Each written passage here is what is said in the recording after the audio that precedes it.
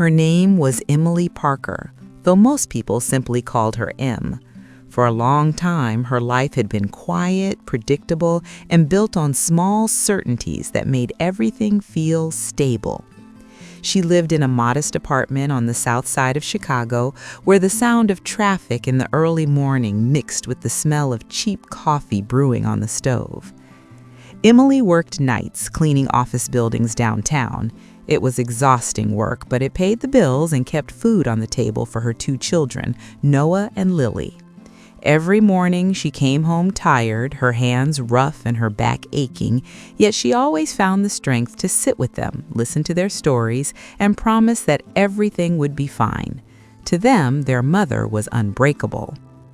That sense of security didn't disappear all at once. It faded quietly. First came the rumors of budget cuts. Then one night, her supervisor called her into a small office and told her the company was letting people go. No anger, no explanation, just a short goodbye and a final paycheck. Emily walked home that morning holding a cardboard box with her cleaning supplies, telling herself it was temporary. She believed things would turn around quickly. They always had before. But days passed, then weeks. Applications went unanswered. Phone calls were never returned. Bills began piling up on the small kitchen table, slowly replacing the drawings her children used to leave there for her. The fridge grew emptier with each passing day. Emily learned how to stretch meals, how to turn 1 can of soup into 2 dinners, how to smile while pretending she wasn't hungry. What hurt the most wasn't her own hunger, but the way Noah and Lily grew quieter, watching her with eyes that noticed more than she wished they did. One cold morning, Lily's crying sounded different. It wasn't frustration, it wasn't tiredness, it was hunger, deep, desperate hunger that echoed through the small apartment. Emily opened the cabinets again, empty. She checked her purse, a few coins, nothing that could help. She sat down for a moment, holding her head in her hands, and felt something inside her crack. Doing nothing was no longer an option. That was when she made a decision she had never imagined making. She would ask for help. Pulling on her coat, she walked several blocks to a small diner near the bus station. It was an old place with scratched tables, the smell of grease in the air, and regular customers who came every morning and sat in the same booths. For a brief moment, standing outside the door, it felt warm, safe, human. Emily stepped inside slowly, her shoulders tense, her heart pounding. She waited until the rush calmed down, then approached the counter. Her voice was barely above a whisper when she asked if there was any food that would be thrown away. She explained she had 2 children waiting at home. The man behind the counter was named Rick. He was the diner manager, a man used to control and routine. When he heard her request, his face hardened. He didn't see a mother, he didn't see a woman at her limit, he saw a problem. His reply came loud and sharp, cutting through the room. Conversation stopped, forks paused midair. Emily tried to explain herself, but fear tightened her throat. Then it happened, a sudden shove, quick, unnecessary. Emily lost her balance and fell onto the cold tiled floor.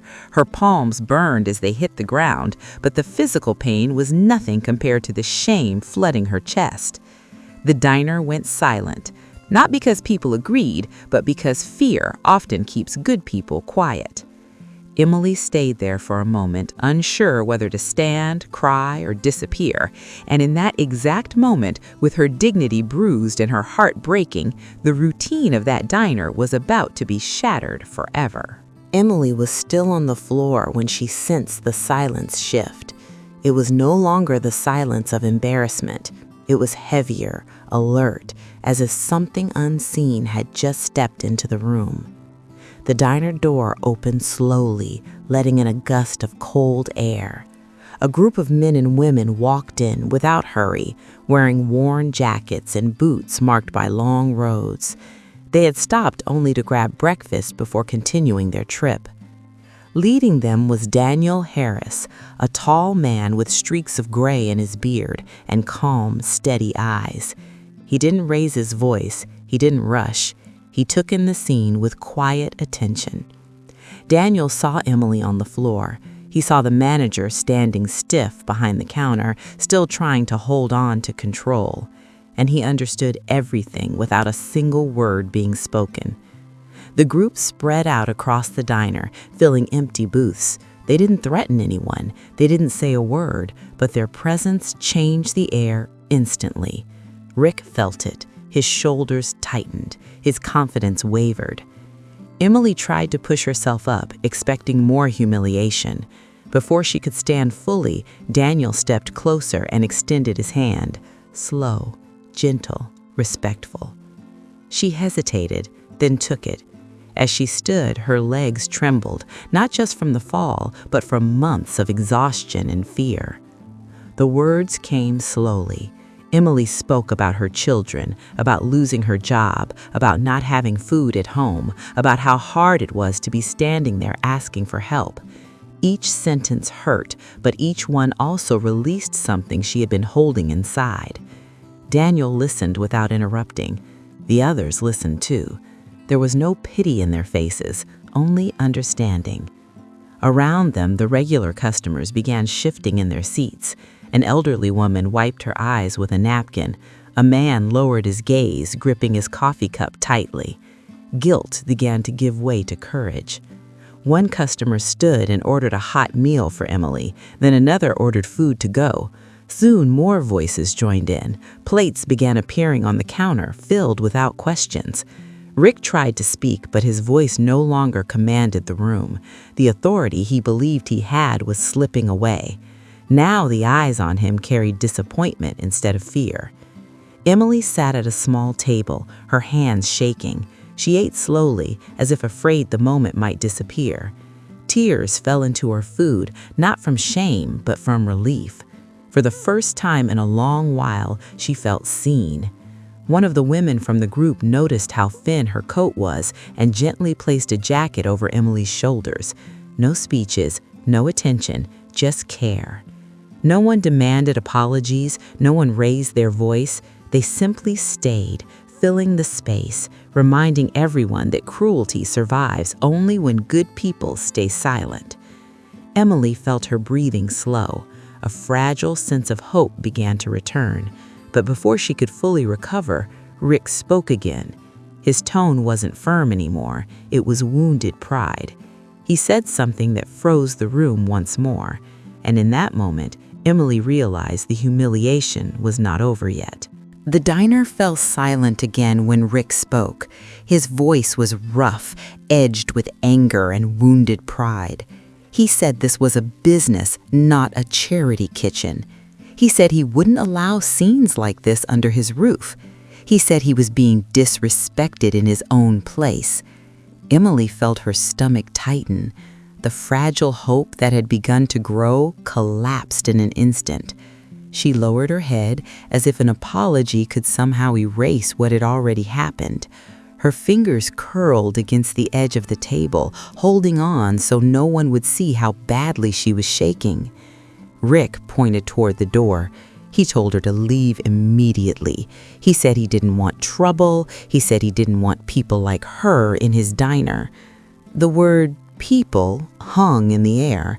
It wasn't meant only for Emily. It was meant for anyone he considered beneath him. Daniel took a step forward. He didn't shout. He didn't threaten. His voice stayed calm, steady, almost gentle. He asked Rick if he truly believed that treating a hungry mother this way made him right. He asked if this was something he would feel proud of later when the diner was empty and he was alone with his thoughts. The words were simple, but they landed hard. Rick tried to answer, but his voice failed him. He glanced around the room and realized something unsettling. No one was on his side. The regulars watched in silence, their expressions no longer neutral, but tired and disappointed. Emily stood up slowly. Her body ached. Her chest felt even heavier. She decided to leave. She didn't want more conflict. She didn't want to be the reason for another argument. As she walked toward the door, a voice rose from the back of the diner. It belonged to an older man who had been eating breakfast there every morning for years. He said this wasn't right. He said no one deserved to be treated that way. Another voice followed, then another. A woman spoke up, saying she would never come back if this was how people were treated. The words came slowly at first, then with growing strength. What had been silent for too long finally found a voice. Rick felt the ground shift beneath him. The diner, once his domain, no longer protected him. He tried to regain control, but respect had already slipped away. Then Daniel reached into his pocket and placed a simple card on the counter. He explained that he worked in transportation, that people on the road talked, that drivers remembered the places where they were welcomed and the places where they were not. It wasn't a threat, it was the truth. Rick's face went pale. For the first time, fear showed through the anger. Fear of losing customers, fear of being known not for his food, but for his cruelty. Emily watched from near the door, confused and overwhelmed. She didn't want attention. She didn't want justice. She only wanted to go home to her children. Then Rick snapped. He raised his voice, saying no one had the right to judge him. He shouted that the diner was his, and he declared that Emily was never allowed back. The air grew heavy. The room felt smaller, tighter. Emily felt something inside her give way. Not her body this time, but her spirit. This was her lowest point. She thought of Noah and Lily waiting at home.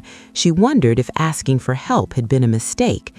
She reached for the door, ready to leave it all behind.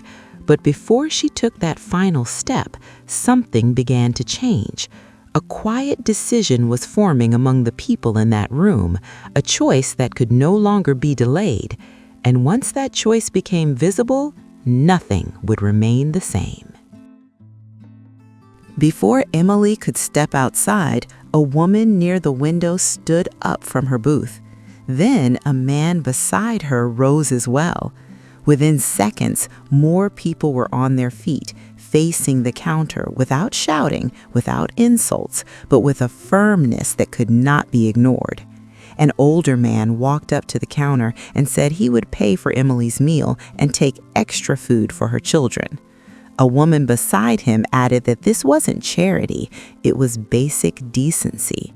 Others began ordering meals to go, not for themselves, but to hand to Emily. Rick tried to speak again, but no one listened. The room no longer revolved around him. The authority he thought he held dissolved quietly, replaced by the weight of his own actions. Daniel walked over to Emily and spoke softly. He told her she had nothing to be ashamed of. He reminded her that shame belonged to those who humiliate, not to those who ask for help to feed their children. Emily's eyes filled with tears, not loud, dramatic tears, but the kind that come when a burden finally begins to lift. She left the diner carrying several bags of food. There was a warm jacket over her shoulders, but more than anything, she carried something she thought she had lost, the feeling that she mattered. Outside, the morning sun was already higher in the sky. Cars passed by. Life continued at its usual pace. Daniel and the others nodded to her in quiet farewell. No speeches, no promises. They didn't need recognition. They had simply chosen to act. Emily walked home with steadier steps. Each block felt lighter than the last.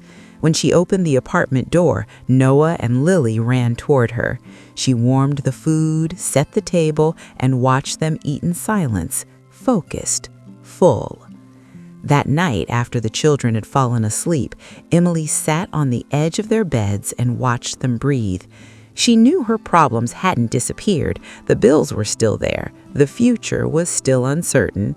But something inside her had changed. She no longer felt invisible. She no longer felt alone. In the days that followed, the story spread through the neighborhood. Some people stopped going to the diner. Others began helping quietly when they saw someone in need, not out of fear, but out of awareness. Sometime later, Emily found a new job. It wasn't perfect, but it was honest. And whenever she passed that diner, she didn't feel anger, she felt clarity. because that day taught her something she would never forget. Kindness doesn't always arrive loudly. Sometimes it begins the moment someone refuses to stay silent. Now, we want to hear from you. What did this story make you feel? Leave one word in the comments. Your words might be exactly what someone else needs today. If this story touched your heart, follow the channel and share it. Here, we keep telling stories that remind us humanity is still alive.